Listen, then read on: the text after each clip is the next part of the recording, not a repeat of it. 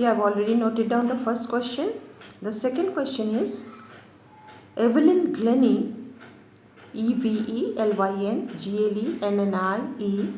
Evelyn Glennie belonged to which country? The third question is when did Evelyn's parents realize that she was deaf? When did Evelyn's parents realize that she was deaf? Question 4. Who motivated Evelyn to fulfill her passion? Who motivated Evelyn to fulfill her passion as xylophone playist?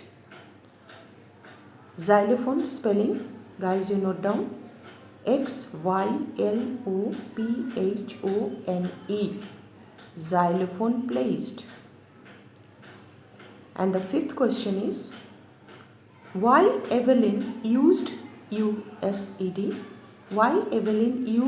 to remove her shoes on wooden platform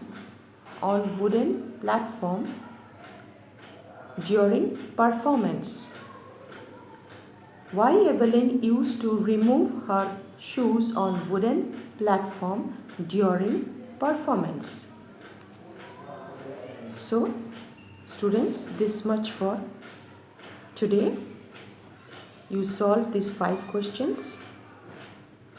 Once again, I'll meet you.